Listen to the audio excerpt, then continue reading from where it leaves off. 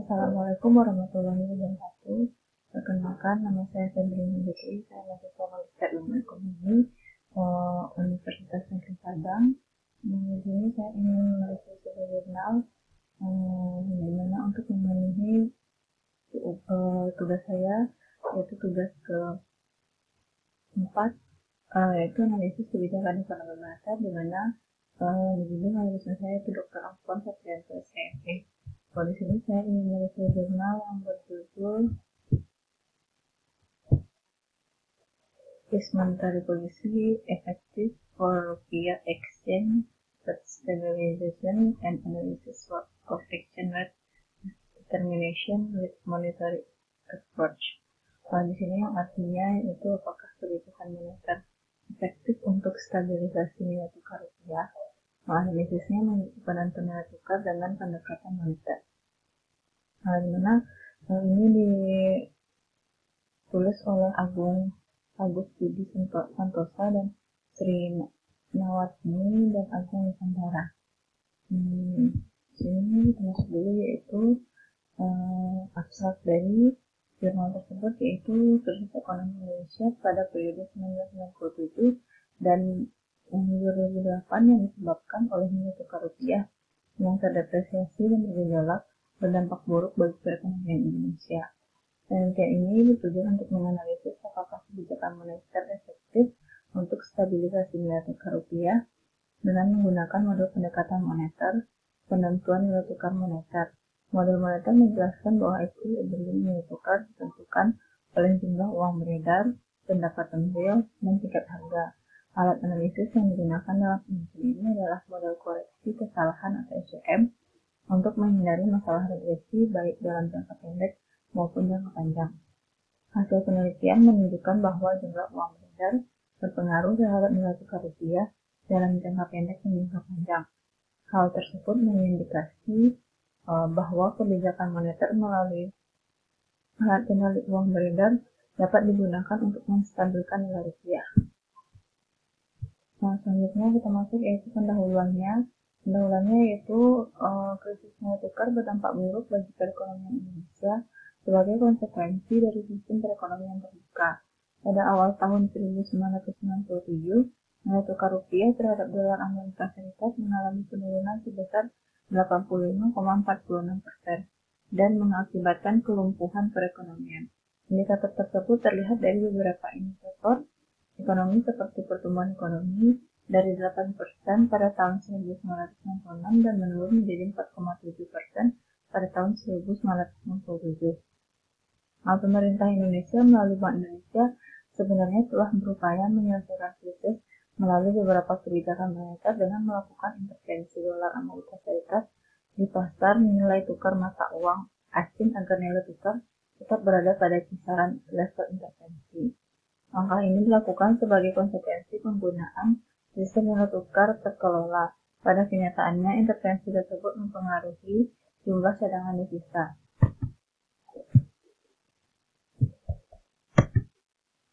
Pentingnya posisi penentuan nilai tukar menyebabkan beberapa konsep yang berkaitan dengan fluktuasi nilai tukar berusaha dicari faktor yang mempengaruhi nilai tukar mata uang asing. Pendekatan moneter adalah salah satunya. Pendekatan moneter memiliki dua gagasan utama. Yang pertama, terjadinya teori paritas daya beli dan yang kedua, adanya permintaan uang yang stabil dari beberapa variabel agregat perekonomian. Berdasarkan pendekatan ini, nilai tukar mata uang asing dipengaruhi oleh variabel fundamental ekonomi, seperti tingkat output real, tingkat suku bunga, dan inflasi. Penjelasan di atas menunjukkan pentingnya stabilitas nilai tukar rupiah dalam kaitannya dengan stabilitas makroekonomi, karena dapat mengganggu kesinambungan pertumbuhan ekonomi dalam jangka panjang. Frankel 1976 melakukan uji empiris tentang hubungan antara jumlah uang beredar, tingkat harga, nilai tukar yang diharapkan.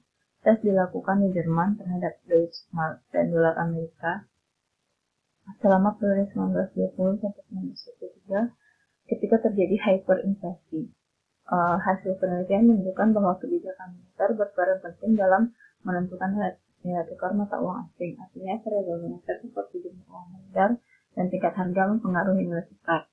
Mark 1995 mengaktifkan harapan pendekatan moneter dengan menunjukkan bahwa derivasi dari variabel moneter yang diuji menunjukkan jumlah uang beredar relatif dari output real relatif dapat digunakan untuk melakukan prediksi terhadap mata uang dolar Amerika Serikat pada tahun 1981 sampai 1999. Bertrand dan von Dijk memberikan kritik terhadap studi Mark. Hal tersebut berkaitan dengan asumsi tentang hubungan konstanta kointegrasi antara nilai tukar, jumlah uang beredar relatif, dan tingkat output relatif yang stabil dan cenderung menurun. Selain itu, Mark dinilai gagal memberikan eksistensi kointegrasi ketiga variabel tersebut dalam jangka panjang. Pendekatan moneter merupakan pengembangan dari pendekatan paritas, daya beli, dan teori kuantitas uang. Dalam pendekatan ini, faktor moneter menggarisbawahi fungsi permintaan dan penawaran uang yang menjadi penyebab utama fluktuasi nilai tukar. Berdasarkan hal tersebut, equilibrium nilai tukar ditentukan oleh variabel-variabel berikut: jumlah uang beredar, pendekatan real. Berdasarkan tersebut, equilibrium nilai tukar ditentukan oleh variabel-variabel berikut: jumlah uang beredar, pendekatan real, tingkat suku bunga, dan selisih inflasi. Asumsi yang digunakan adalah yang pertama, penerapan konsep paritas daya beli, yang kedua, sistem nilai tukar fleksibel, yang ketiga, mobilitas modal sempurna, yang keempat, jumlah uang beredar dan pendekatan real, dan yang kelimanya itu permintaan uang dalam negeri. Ada dua pendekatan moneter terhadap nilai tukar, model moneter harga fleksibel dan harga kaku. Nah, jadi metodologi penelitiannya yaitu alat analisis yang digunakan dalam penelitian ini adalah model koreksi kesalahan atau ECM untuk menghindari masalah regresi baik dalam jangka panjang maupun jangka pendek. Yang sebelumnya pendekatan moneter sangat mempengaruhi konsep model nilai tukar yang secara teori merupakan pengembangan dari teori kuantitas permintaan uang. Model ini menggunakan 5 persamaan dasar. Persamaan yang pertama yaitu mempresentasikan asumsi jangka pendek dan jangka panjang dari validitas PPP yang mengakibatkan tidak ada efek term offset dalam masalah likuiditas equilibrium dalam jangka pendek. Persamaan yang kedua, persamaan yang ketiga merupakan fungsi permintaan uang sesuai dengan syarat. Seperti yang terlihat pada rumus saya yang ada di PPT ini. Yang selanjutnya, hasil penelitiannya yaitu yang pertama, estimasi jangka panjang. Pada dasarnya, ada keseimbangan tetap jangka panjang antar variabel ekonomi. Jika terjadi ketidakseimbangan dalam jangka pendek, ECM akan memperbaikinya dalam jangka panjang. Dengan menggunakan mekanisme ini, masalah regresi dapat dihindari dengan menggunakan variabel tetap ada yang berbeda dalam model tanpa kehilangan informasi jangka panjang sebagai akibat dari penggunaan data yang berbeda. Dapat disimpulkan bahwa model ECM konsisten terhadap konsep kointegrasi dan teorema representasi Ginget. Model koreksi kesalahan merupakan salah satu alternatif untuk menguji kemungkinan kointegrasi dari variabel yang diamati. Jika error correction term ECT pada hasil regresi signifikan, berarti model koreksi kesalahan valid dan model yang diamati bersifat kointegrasi atau regresi residual stasioner. Hasil pengolahan data menunjukkan skor probabilitas ECT sebesar 0,02247. Hal ini menunjukkan hasil regresi yang signifikan, artinya ECM valid dan variabel yang diamati kointegrasi. Selanjutnya dilakukan pengamatan terhadap pengaruh variabel-variabel independen dalam analisis jangka pendek, pendekatan nasional, tingkat harga, dan jumlah uang beredar terhadap nilai tukar. Hal ini menunjukkan bahwa hanya jumlah uang beredar M yang berpengaruh secara signifikan terhadap nilai tukar dengan tingkat signifikansi 90%, tingkat harga P dan tingkat pendapatan nasional Y tidak berpengaruh signifikan terhadap nilai tukar. Nah, di sini terlihat yaitu probabilitasnya.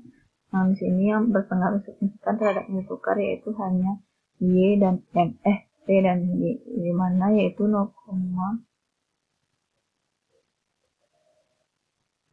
0,6 dan 0,66.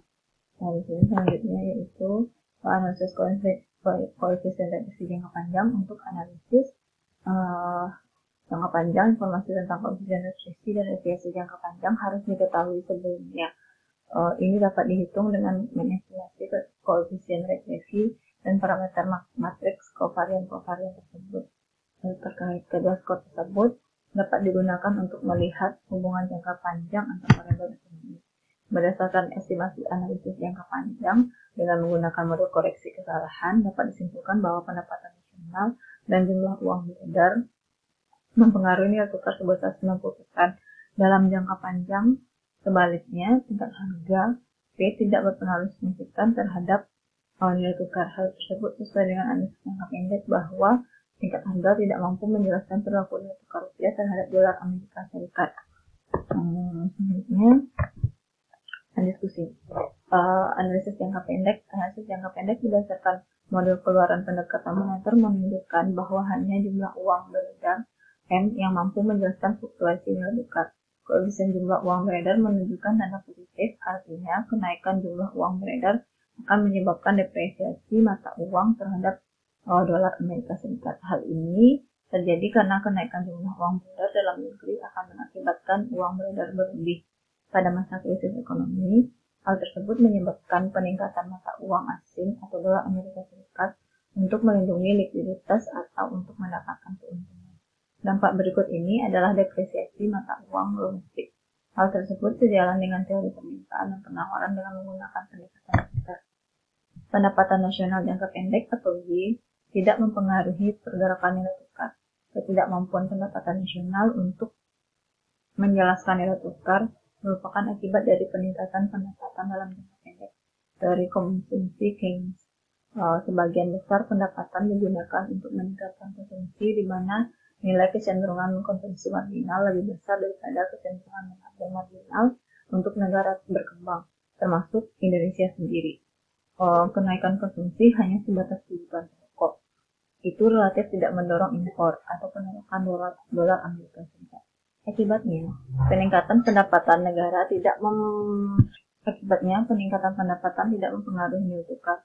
Kecilnya nilai marginal propensity to save terkait peningkatan pendapatan nasional mengakibatkan rendahnya investasi. Hal tersebut membuat kecil kemungkinan muncul permintaan perusahaan atau valuta asing dari suatu perusahaan. Kesimpulannya, peningkatan pendapatan nasional tidak mempengaruhi nilai tukar.